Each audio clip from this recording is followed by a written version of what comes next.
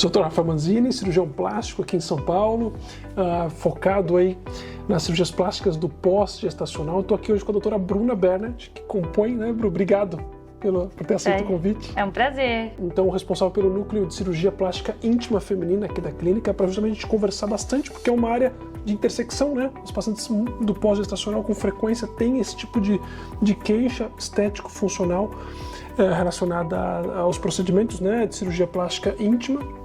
E vamos aproveitar esse gancho para conversar então sobre as possibilidades, né? O que a gente tem aí de grupos, de uma forma geral, até para os pacientes, pessoas conhecerem, né, todo esse arsenal, né, de possibilidades. O que a gente tem, de uma forma mais breve, de procedimentos dentro do campo de cirurgia plástica íntima feminina, né? Perfeito, porque a maioria dos pacientes nem sabe o quão ampla essa área, né? Então, são basicamente 5 tipos de cirurgia. Então, a primeira e a mais requisitada é a plástica dos lábios internos, quando eles são muito grandes, né? Que a gente chama de ninfoplastia ou labioplastia. Então, paciente que tem queixa desses lábios serem aparentes no biquíni, na roupa, de assar, de acordo com alguma atividade física, essa é a cirurgia mais frequente que a gente faz. A segunda cirurgia seria dos lábios externos ou grandes lábios, né?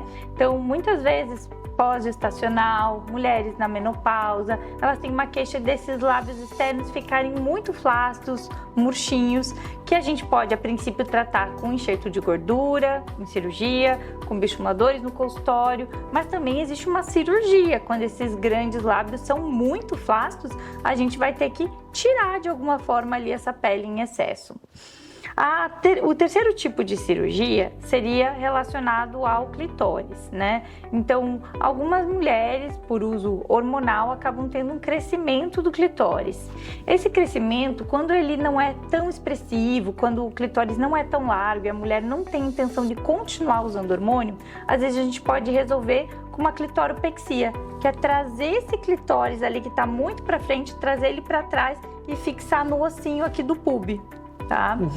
Como se fosse embutir. Como se fosse embutir, né? Trazer ele para trás. Quando esse clitóris está muito grande, ele é muito larguinho e a paciente me fala, ó, eu tenho intenção de continuar usando hormônio para que não haja uma recidiva, a gente também fixa ali no pub, também vai embutir, mas a gente tira um pedacinho do corpo cavernoso.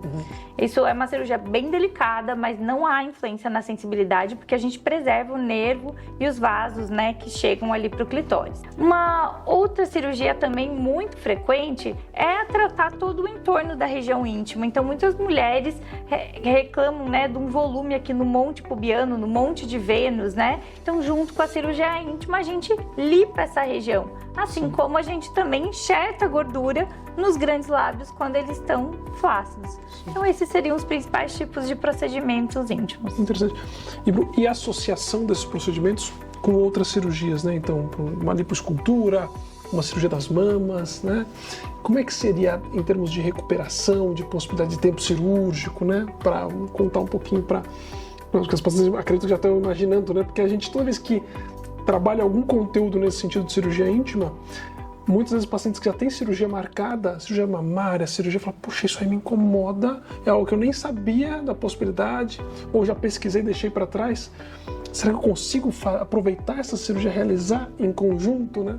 Sem dúvidas pode, ainda mais a gente estando aqui em 2 equipes, né? Porque daí a gente ganha ainda um tempinho cirúrgico aí, fazendo alguns passos simultâneos. Eu só tenho uma observação em relação a essa associação. É possível, não tenho nenhuma contraindicação assim de associar quando o tempo cirúrgico e o posicionamento das equipes permite, só quando a cirurgia é lipo e abdominoplastia, a paciente tem que entender que o pós-operatório dela, da parte íntima, pode ser um pouquinho mais arrastado por inchaço na região. Se é mama com a parte íntima, não há interferência. Acho que seria a principal associação. Principal associação. A cirurgia das mamas com íntima, ou uma corporal não tão abrangente igual uma lipoescultura, né? Porque ela geraria um inchaço um pouco maior, porque naturalmente ela já incha a região, né? Sim. Então, ainda mais com a cirurgia, incharia um pouquinho mais.